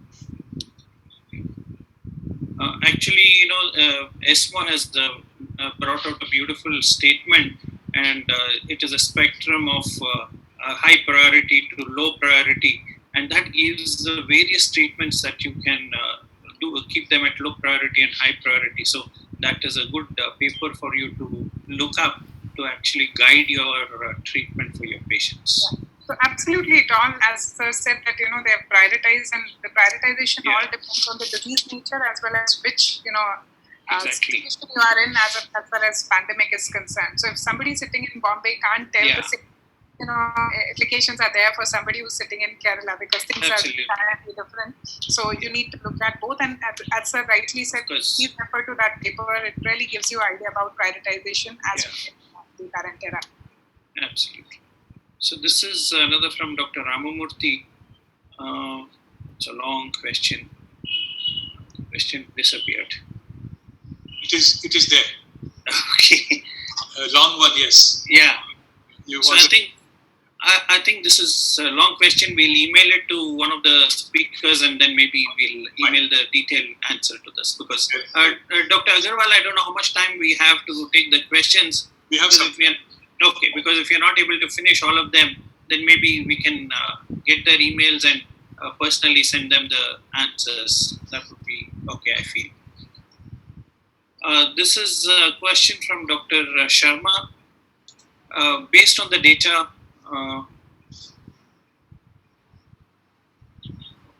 again, this question jumped. Will you select? Okay, this is from Dr. Madhusudan.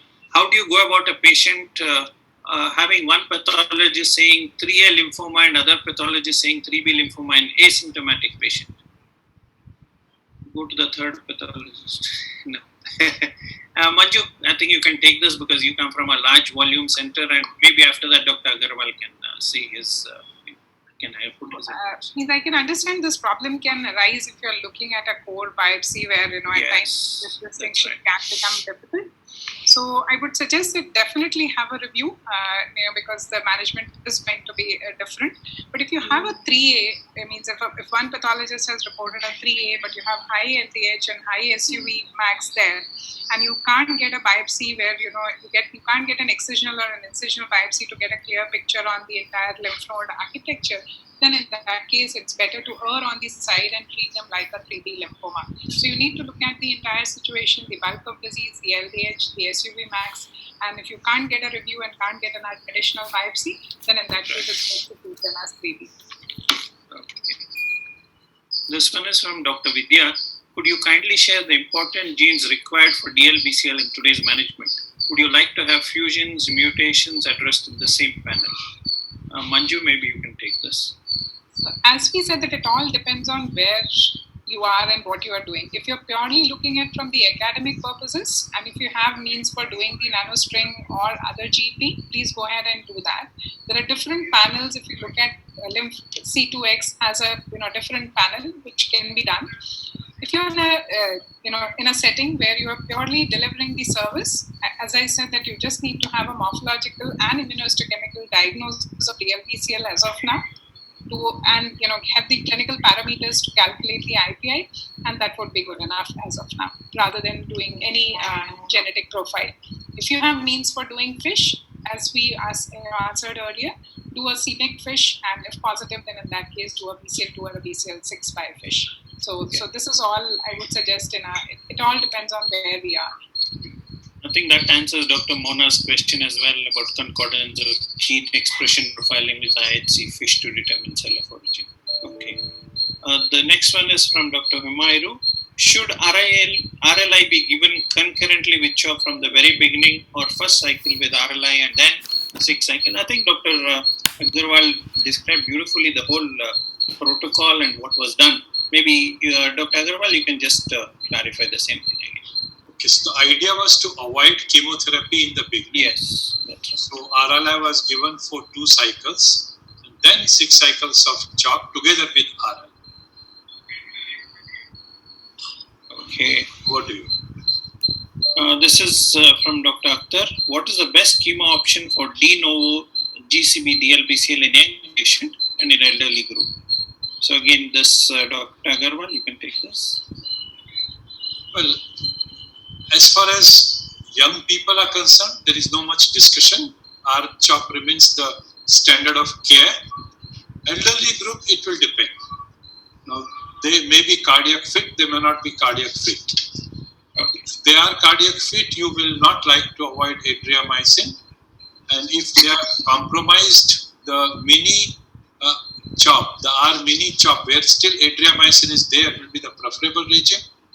But if you are not able to use adria at all, then we replace it usually with the etoposide. That has been the protocol for otherwise relatively fit people.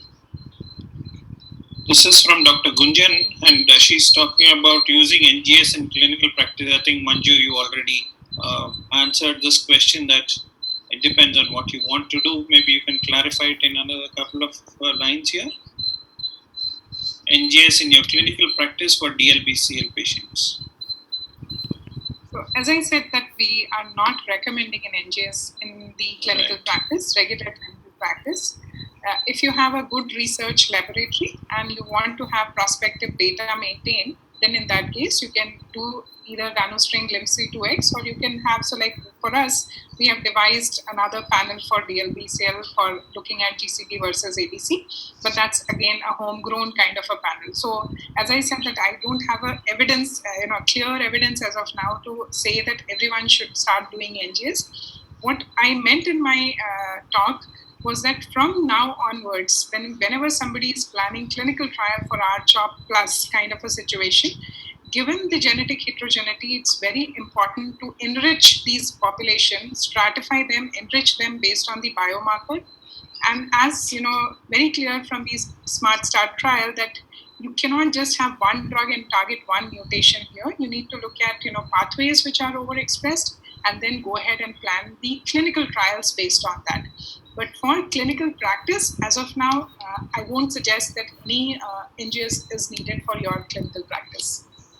Yeah, that's right. I think like we do in non-small cell lung cancer, we have not yet reached the diffuse large B-cell lymphoma, but I think with evidence gathering, we probably will be going that way in the future. So this is from Dr. Dilip. What is the toxicity profile of RLI when added to R-CHOP? Will it be tolerable for Indian patients, especially with a dose of 560 mg of ibrutinib? Dr. Agarwal, I think you're best suited to take this question. So I think we discussed the toxicity profile, and we talked about both hematological toxicities, non-hematological toxicities. We talked about their grading. So as far as you are concerned about the dose of ibrutinib, then you do have the problems which are skeletal-muscular pain, bruising, atrial fibrillation, fatigue, diarrhea, hypertension. So you have to be ready when you're using ibrutinib. And as you saw, one case even had aspergillosis in their series. So the standard things that have been described about ibrutinib, we have a larger experience in CLL rather than in RLI, in DLBCL. But I don't think that the differences will be there. Same thing applies to lenalidomide. All other drugs you are already used. Again, Dr. Agarwal, this is for you from Dr. Naresh Somani, who says whether you would routinely use RLI or CHOP in young fit patient. So it is an exciting protocol, but we must remember this is phase 2, limited number of patients, single center. So all those things which are one criticizes for a single center, small study phase 2 still remain applicable. Maybe wait and watch for a while. Okay. This is from Dr. Raghavendra. It's talking about, will mass spectroscopy instead of gene profiling help identify chemical differences in different lymphoma cells to isolate chemicals to treat lymphoma? I don't know who will take this question because I don't think. tell you from the angle of amyloidosis. Yeah. That mass spectrometry is a military test there to know the type of amyloidosis, and when I inquired all around, it seems there is not a single center offering you the clinical service. So it's totally theoretical to us. All right. So the other question is about managing double expressor and double hit. I think Manju already discussed this. So let's go on to the next question. This again from Dr. Gunjan. Is there any extra measure to follow while dealing with neutropenia in a patient of RLI therapy? And about dose reductions to be followed. So Dr. Agarwal? I didn't get this question. Can you read it again? This is about toxicity or neutropenia with RLI and dose reductions that need to be followed. I mean, yeah, they were grade 3, grade 4, and one case of which is of grade 5. Yeah. So standard care will have to be taken, sure. Okay.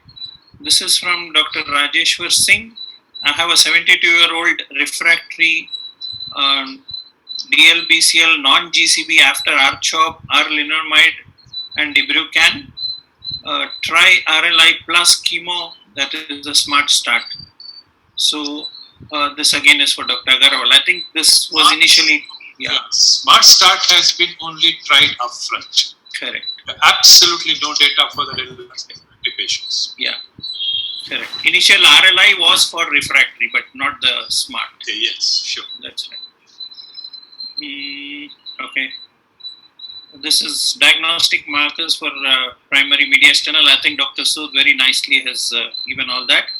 This is from Dr. Shekhar Patil. CNS prophylaxis in primary mediastinal B-cell lymphoma. Is there a role? Dr. Sood, can you take this? Yeah, sure. So, I mean, as I mentioned, upfront primary CNS lymphomas are usually localized diseases. So, they come under the low IPI score. The standard guidelines for CNS prophylaxis would mean very close to the nervous system or with a high LDH or testicular breast involvement. So, I don't think there is any requirement for a CNS prophylaxis for this category. Okay. This is to Dr. Manju from Dr. Ajay. Can you tell us what is the minimum test that we need to have as on today to manage Dlbcl in India? Manju? Yeah. So as I said earlier, that we need to have a morphological diagnosis with immunohistochemistry saying that it is CD20 positive and morphologically fitting with Dlbcl. As well as if you have means, then we can look at one of those IHC algorithms to classify into GCB and ABC as per the WHO 2016 classification. And that's it. If you have means for FISH, go ahead and do the FISH for MYC and BCL2, BCL6. That's the only thing which is required. But if someone does not have means for FISH, I think a morphological diagnosis with MIB index with CD20 positivity should be good enough from therapeutic purposes. The next question is from Dr. Dalal. Is bone marrow involvement documented? If bone marrow involvement is documented in primary mediastinal B-cell lymphoma, how should we differentiate it from systemic DLBCL? Is there a genetic workup that can help, Dr. Sood? Yeah, thank you. So that's a very important question. Now, PMBCL, any mediastinal lymphoma should be differentiated from standard DLBCLs and from Hodgkin's lymphoma to be sure that we're not dealing with something else. Bone marrow involvement is very rare, especially in upfront DLBCLs. Whatever bone marrow involvement we see is in relapsed PMBCLs. And the other one was, sorry, I missed the question now. Oh yeah, if there is no molecular markers available, you could do IHC to find out. Of course, morphology is the first step. Plus, coupled with IHC, IHC is very different or somewhat different to DLBCL, somewhat closer to Hodgkin's lymphoma. So all the B cell markers are present. CD20 is present. And there are some other markers like CD30, which are usually there in Hodgkin's, are weakly expressed in PMBCLs. There is the BOB1 protein, the MAL protein in case you're in doubt, and CD200 in case you're in doubt. But you may not have access to all these. Of course, molecular studies remain the end point in very doubtful cases. But generally, if you do all these IHCs, then you will be able to differentiate. Okay. This is to Dr. Vamshi. Is polituzumab available in India? So right now, not available in India. I believe they will try to launch it soon. More importantly, I think you can try to get it on compassionate access. You can write to Roche if you have the right patient. So you can try that. I know somebody has done it for a patient. So I know. If I can just add to that, Roche is offering compassionate access to various centers, and you'll have to kind of stick to the guidelines to say that the patient has to be non-transplant eligible. So it's not available outside the recommended indication. Correct. They're approved indications only. Yeah. Okay, Vamshi, you can take this from Dr. Shekhar Patil. Is polituzumab have any benefit with CD5 DLBCL, CD5 positive DLBCL? I really don't know the answer to that because I'm not sure that segment has been actually tested separately. So I really don't know the answer to that. Maybe Dr. Agarwal or somebody can shed some light. Dr. Agarwal? No, I am not aware of this. Manju, any idea? Okay, so I think Shekhar Patil will not have an answer. Sorry, sir, I missed the question. Role of polituzumab in CD5 positive DLBCL. So nothing specifically in this particular subset. I mean, they do poorly, so that's all. But nothing specific. They just been tested in CD5 positive DLBCL specifically. Okay. So this is from Dr. Ravi Jaiswal. This is to Dr. Vamshi. Should Pola BR be compared directly with high dose and autologous stem cell therapy in the first relapse? I don't see any reason to compare because the testing has been done in an autologous refractory case. Yes. Benefit. Probably one thing you can do is that the conditioning regimen, it might be transitioned at some time into the conditioning regimen. So like RIs with Pola is what has been already tested. So I think that's where it's going to be. Okay. This is from Dr. Jayant, who asks a question about treatment of primary pancreatic DLBCL post-surgery. They've done Whipple's stage 1E.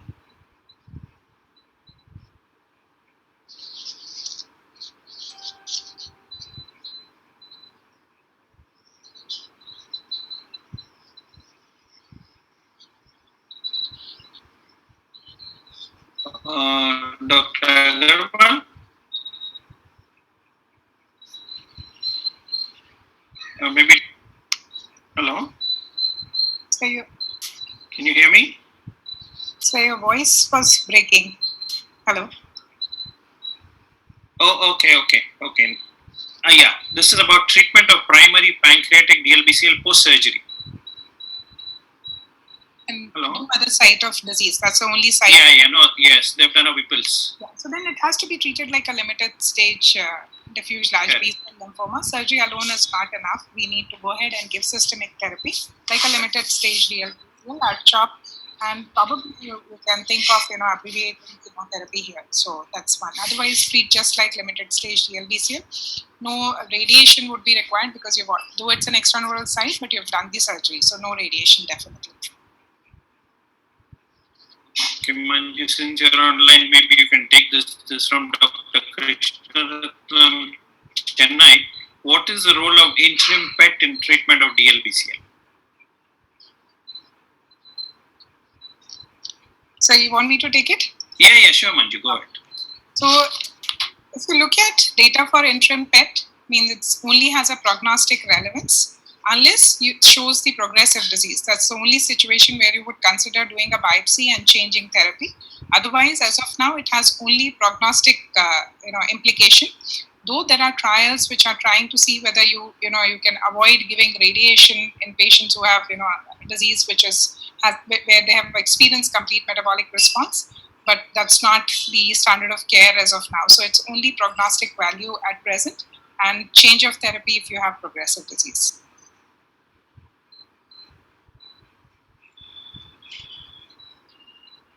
Okay, I think another one about CNS prophylaxis has already been answered.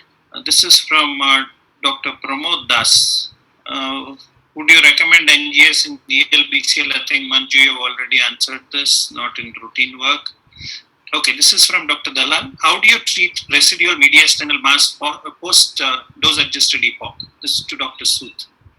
Yeah, so that's an important question. I mean, the other controversial area in the PMBCL treatment is the role of PET scan in assessment of disease response. And there's a lot of data to suggest that if you've got more than Dlbcl in the residual setting, unfortunately, a lot of patients or majority of patients have Dlbcl or less, then the chances of relapse and those patients do worse. So Dlbcl and Dlbcl especially do worse.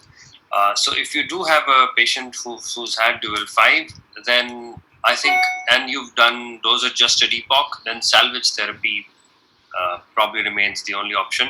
I would follow up for some time, but I think it's important to recognize and realize to look at the films yourself and make sure it's not an inflammatory mass, because inflammatory masses are fairly common after treatment for this sort of lymphoma. Thank you, Dr. This is to Dr. Vamshi. What is the role of polituzumab after CAR T failures?